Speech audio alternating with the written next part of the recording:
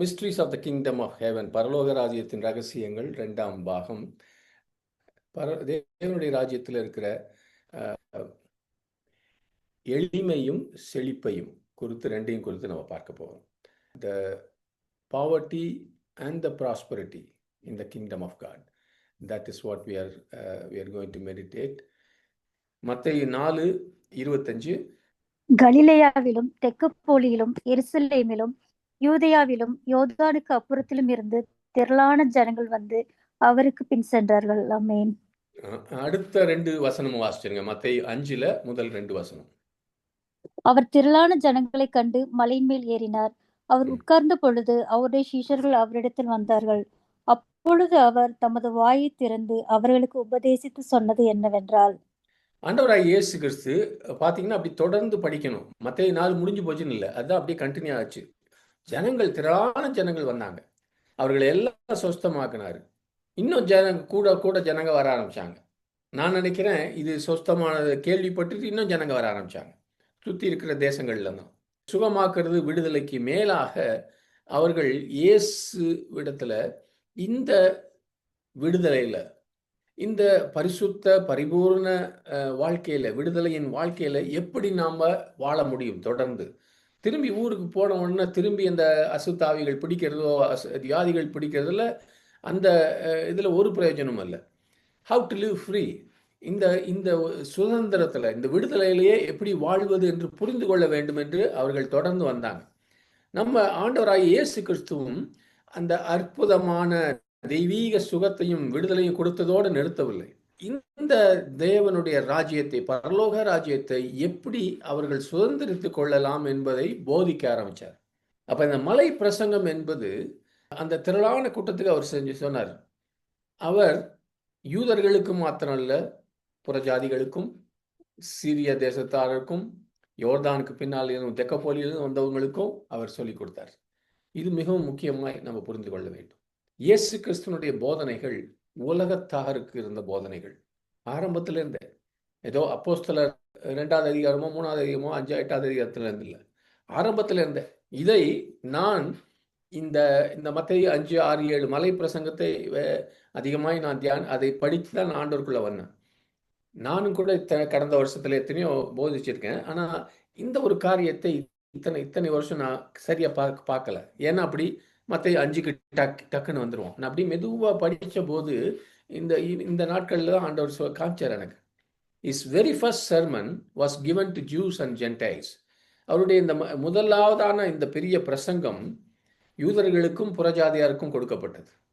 அதை ஆக்சுவலா அப்போஸ்தலர்கள் கூட, நான் மட்டும் இல்ல, அவரோட இந்த அப்போஸ்தலர்கள் கூட அதை பிடித்து கொள்ள தவறிவிட்டார்கள். அப்போஸ்தலர் நடவடிக்கைகளை பார்க்கும்போது பல வருஷங்கள் அவங்களுக்கு இது ஆச்சு. இயேசுவினுடைய போதனைகள், இந்த சுவிசேஷம் என்பது எல்லாருக்கும் என்பதை புரிந்து கொள்ள, ஏற்றுக்கொள்ள அவ்வளவு நாள் ஆச்சு. ஆனா ஆண்டவராகிய இயேசு கிறிஸ்து ஆரம்பத்திலிருந்தே பண்ணார்.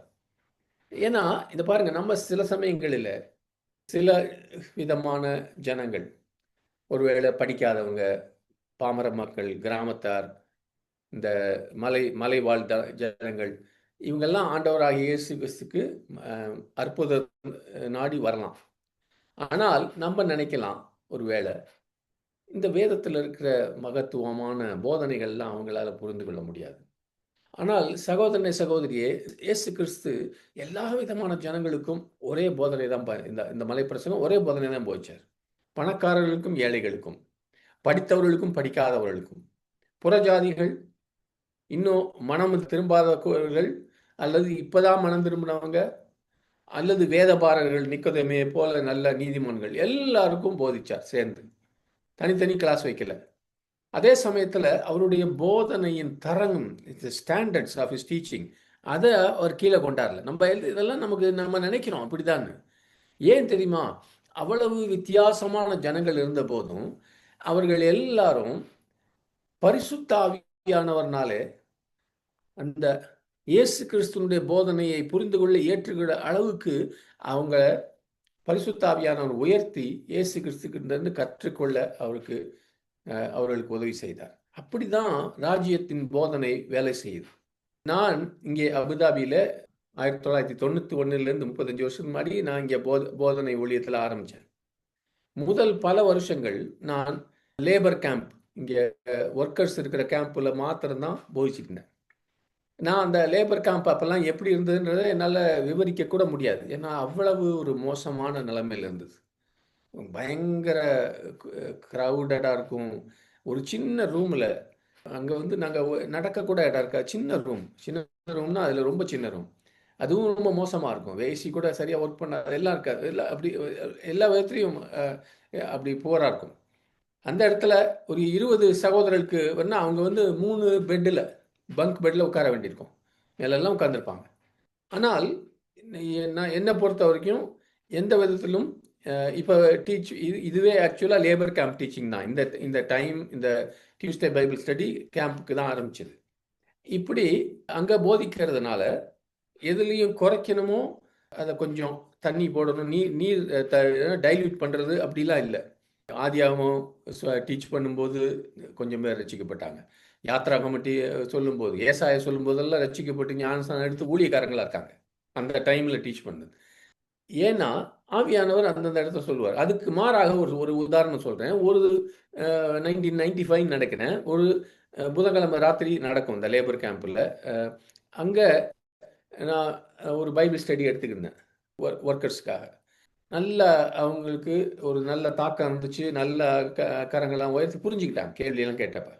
அடுத்த நாள் அப்போல்லாம் வந்து நமக்கு இங்கே தேர்ஸ்டே நைட்டு வீக்கெண்டாக இருக்கும், ஃப்ரைடே தான் லீவு. அந்த தேர்ஸ்டே நைட் வியாழக்கிழமை ராத்திரி பெரிய டாக்டர் கார்னிஷ் ஹாஸ்பிட்டல் இருக்குது, அதோட சீஃபாக இருக்காங்க. அவங்களோட வீட்டில் ஒரு பைபிள் ஸ்டடி அங்கே இருக்க மெடிக்கல் ஸ்டாஃப்காக, கார்னிஷ் ஹாஸ்பிட்டல் இருக்கவங்களுக்காக நடக்கும்.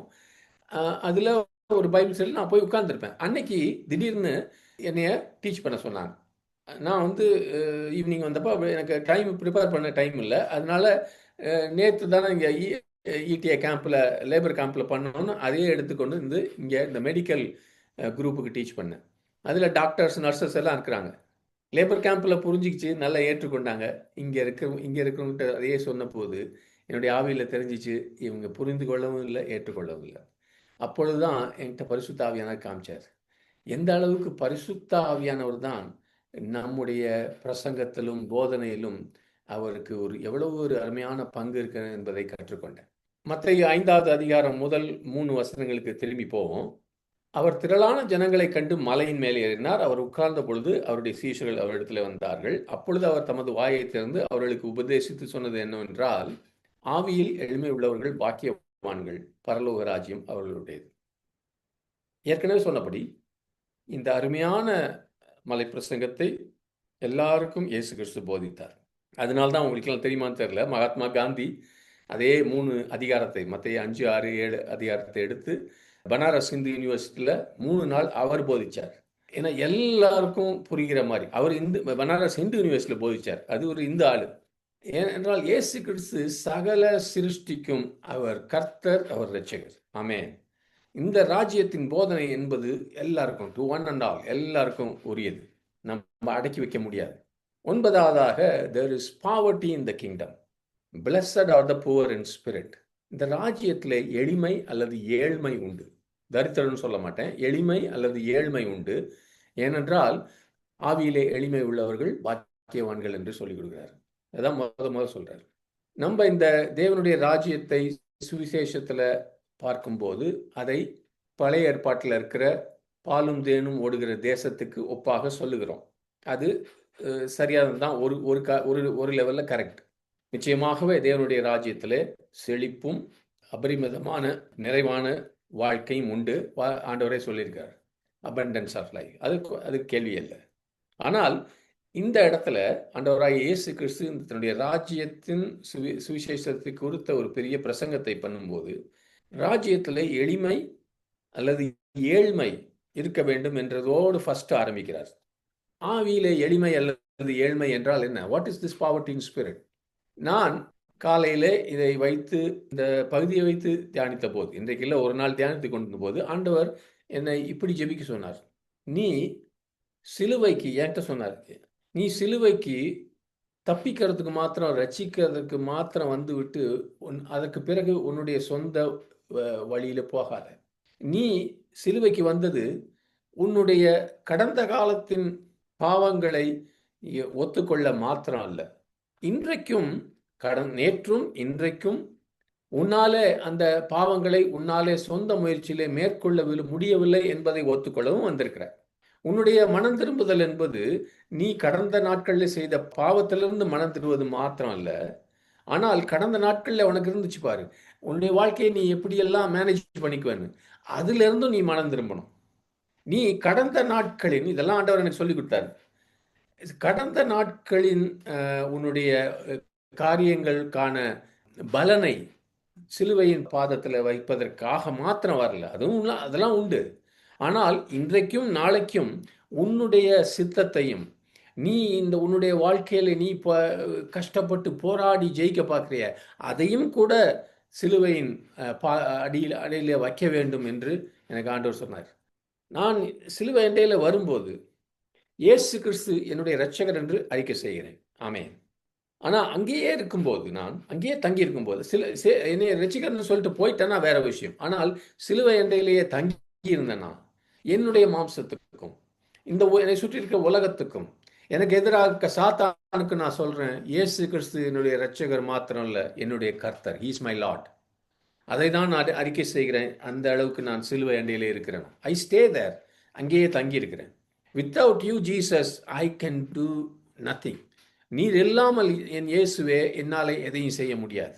அதுதான் தேவனுடைய ராஜ்யம், பரலோக ராஜ்யம் எனக்குள்ளே ஆரம்பிக்கிறதுக்கு ஒரு அருமையான முக்கியமான ஒரு காரியமாக இருக்கிறது என்று நான் இந்த மத்தேயு 5:3 வசனத்தை வாசித்த போது நான் புரிந்து கொண்டேன். ஒரு புதிய டிரான்ஸ்லேஷன், மெசேஜ் டிரான்ஸ்லேஷன் எப்படி இருக்குது? இந்த மத்தேயு 5:3, you are blessed when you are at the end of your rope, with less of you there is more of God and his rule. உங்கள் புத்தி யுக்தியின் எல்லைக்கு வந்து விடும்போது ஆசீர்வதிக்கப்படுவீர்கள்.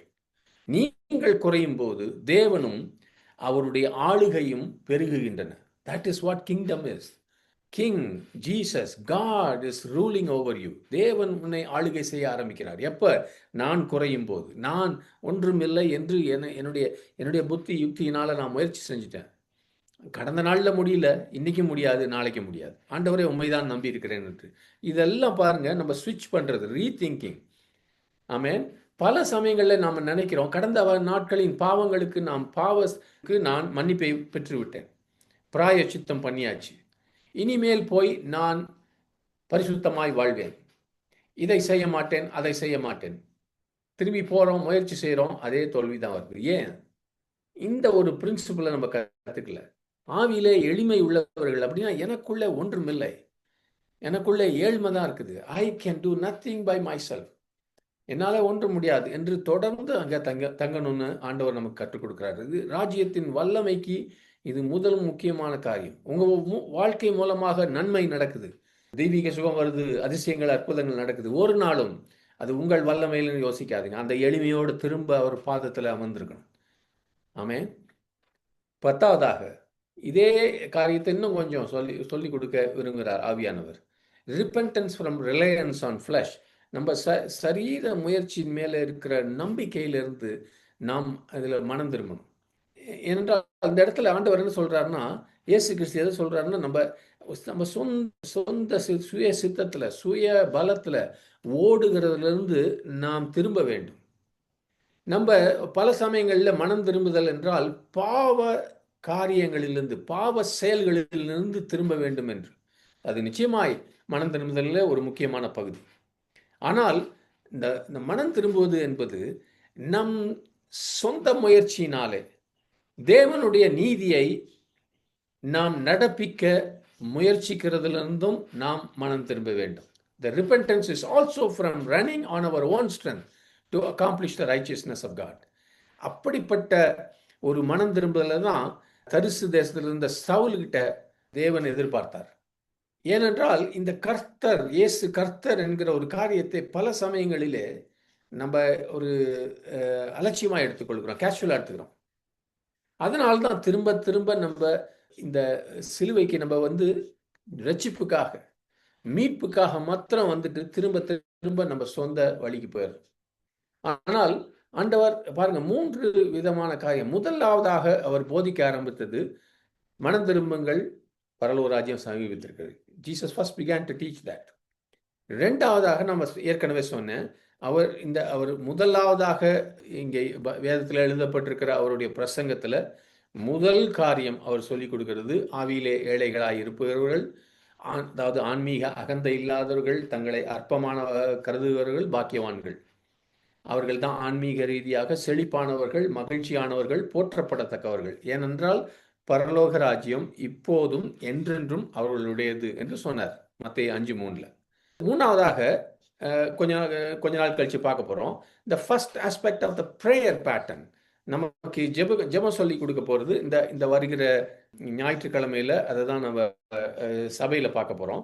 அந்த இயேசு கிறிஸ்து சொல்லி கொடுத்த ஜெபத்துல முதல் pattern, thy kingdom come, thy will be done on earth as it is in heaven. உம்முடைய ராஜ்யம் வருவதாக, உம்முடைய சித்தம் பரமண்டலத்தில் செய்யப்படுகிறது போல பூமியிலும் செய்யப்படுவதாக.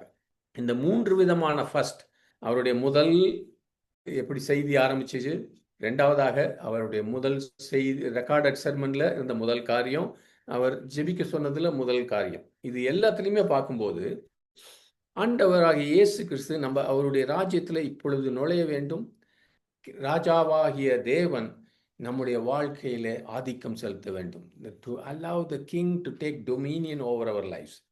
அவரே நமக்கு கர்த்தராகவும் ஆண்டவராகவும் இருக்க நாம் அனுமதிக்க வேண்டும். அதுதான் நம்முடைய கிறிஸ்தவ வாழ்க்கையின் அனுபவத்தின் ஆரம்பமாக இருக்கிறது.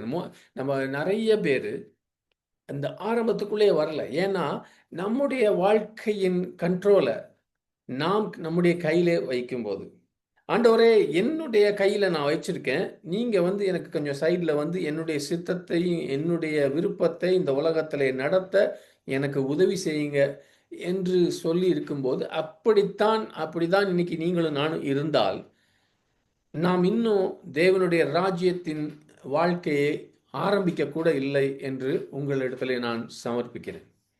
I submit that if you are like this, we are yet to begin the kingdom life. 11வது காரியமாக, no kingdom without a king. ராஜா இல்லாமல் ராஜ்யம் இல்லை. சொன்ன ஈஸியாக தெரியும், ஆனால் என்னுடைய வாழ்க்கையிலே தேவ ராஜ்யத்தின் வாழ்க்கை எனக்குள்ளே இயேசு எனக்கு ராஜாவாக இல்லாமல் நடப்பதில்லை. இது நான் சொல்வது பெரிய ஒரு இறை அல்ல. இதுதான் முதல் அடிப்படையான காரியம் யோவான் ஸ்நானகனும் இயேசு கிறிஸ்துவும் போதிக்க ஆரம்பிச்சது. ரிப்பன்டன்ஸ் ஃப்ரம் செல்ஃப் ரிலையன்ஸ், என்னை சார்ந்திருப்பதிலிருந்து மனம் திரும்பணும். ஃப்ரம் செல்ஃப் சஃபிஷியன்சி, எனக்கு இருக்கிறது போதும் என்பது, என்னுடைய பலம் போதும், என்னுடைய ஞானம் போதும் என்பதிலிருந்து மனம் திரும்பணும். செல்ஃப் வில், என்னுடைய சுய சித்தத்திலிருந்து நான் திரும்பணும். செல்ஃப் டிட்டர்மைன் பர்பஸஸ், நானாக தீர்மானித்து சில நோக்கங்கள் கோல்ஸ் வச்சுருக்கேன், அதுலேருந்து மனம் திரும்பணும். From striving, repentance from striving, முடிச்சிருவேன், நான் பல்ல கடிச்சு இதை செய்வேன் அதை செய்வேன்னு தீர்மானம் பண்ணி ஓடுறது, அதுலேருந்து மனம் திரும்பணும். அல்லது நியாயப்பிரமாணம் நல்லது தான், தேவனுடைய கட்டளைகள் நல்லது தான், அதனுடைய நியமங்களை என்னுடைய சொந்த முயற்சியினாலே நிறைவேற்ற பார்ப்பது, அதிலிருந்து நான் மனம் திரும்பணும். தேவனுடைய நியாயப்பிரமாணம் நல்லது, ஆனால் என்னுடைய சொந்த முயற்சி நல்லதல்ல. அது நிச்சயமாய் போதவே போதாது, ஒரு நாளும் போதாது. இல்லாட்டி இயேசு கிறிஸ்து இறங்கி வந்திருக்கவே தேவையில்லை, சிலுவைக்கு போயிருக்க தேவையில்லை. இந்த காரியங்களிலிருந்தெல்லாம் நான் மனம் திரும்பி, திங்கிங் மாறி, திசை மாறி, நான் இயேசு கிறிஸ்துவனுடைய கர்த்தத்துவத்துக்கு கீழே, ஆளுகை கீழே நுழையணும். Stay firm at the foot of the cross, அந்த சிலுவையினுடைய நிழலிலே, சிலுவையினுடைய பாதத்திலே தொடர்ந்து இருக்கணும். நான் எனக்குள்ளே குறையும் போது அவர் எனக்குள்ளே பெருகுவார். நான் இருக்கிற நிலைமை போதும் என்று சொல்லும்போது, ஆவிக்குரிய விதத்தில் ஒரு அகமாப்போடு இருக்கும்போது, அங்கே அவர் ஆளுகை செய்யவோ அவருடைய ராஜ்யத்துக்கோ என்னுடைய வாழ்க்கையிலே இடமில்லை. நானே போதும் சொல்லியிருக்கிறேன். ஞாபகம் வச்சுக்கோங்க, this is the first recorded teaching of Jesus. இதுதான் முதலாக இயேசு கிறிஸ்து சொல்லி எழுதி வைத்த ஒரு போதனை. ஏன் அது ஏன் இதை முதல்ல சொன்னார்? இதை குறித்து நான் அதிகமாக யோசிக்கணும். repent for the kingdom of God, heaven is at hand. இது ஏன் சொல்றார்?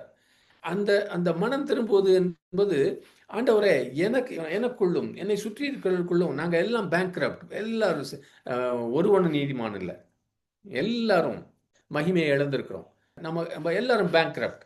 நான் இதில் கொஞ்சம் சமர்த்து அப்படி எனக்குள்ள ஒன்றுமில்லை என்பதை தேவன் ஏற்கனவே அறிந்திருக்கிறார். நான் ஒன்று சொல்லணும் அவசியம் இல்லை. ஆனால் நான் அதை ஒத்துக்கொள்ளும் போது, நான் அதிலிருந்து திரும்பும் போது, அது என்னுடைய ஆவிக்குரிய வாழ்க்கையில எனக்கு இருக்கிற அந்த திவாலான காரியம், பேங்க்ரப்சி, அது எனக்கு என்னை காட்டுகிறது. அது அது மாத்திரம் காட்டுறதில்ல, இந்த அளவுக்கு நான் இயேசுவை நேசிக்கிறேன், தேடுகிறேன், அவரை குறித்து தாகமாக இருக்கிறது என்பதையும் காட்டுது. எனக்கு இன்னைக்கு சாப்பாடு தண்ணி இல்லைன்னு சொன்னாதான் அங்கே தண்ணி வருது ஒரு இடத்துல, அல்லது ஒருத்தர் சாப்பாடு வச்சுருக்காங்கன்னா அங்கே போவேன். நான் ஓகே ஓகே எல்லாம் எல்லாம் ஓகேயா இருக்குது அப்படின்னு சொன்னால் அங்கே போக மாட்டேன். அவங்களும் என்கிட்ட வர மாட்டாங்க. அவ்வளோதான், சிம்பிள். அவர் என்னுடைய வாழ்க்கையிலே ஆளுகை செய்து ஆட்சி நடத்த வேண்டும் என்று நான் அதை வாஞ்சிக்கணும். எனக்குள்ளே ஒன்றுமில்லை, நன்மை என்று எனக்குள்ளே ஒன்றுமில்லை. இதெல்லாம் சும்மா அழகாக பாடுறோம், ஆனால் நம்ம அன்றாட வாழ்க்கையை அப்படி நடத்துறதில்ல. நான் அப்படி தான் நினைக்கிறேன். That is where I begin to enter is kingdom. அந்த இடத்துல தான் நான் உண்மையிலேயே அவருடைய ராஜ்யத்தில் நுழைய ஆரம்பிக்கிறேன். ஆமென். This idea of self sufficiency is a dangerous one. நான் இருக்கிற நிலைமை போதும், இது இந்த இந்த லெவல் என்னால் மேனேஜ் பண்ண முடியும் அப்படின்னு நினைக்கும் போது தான் ஒரு அபாயமான இடத்துக்கு வந்திருக்கு. அதுதான் என்னை ஏதேன் தோட்டத்திலிருந்து வெளியே தள்ளுற ஒரு காரியம். ஆமென்.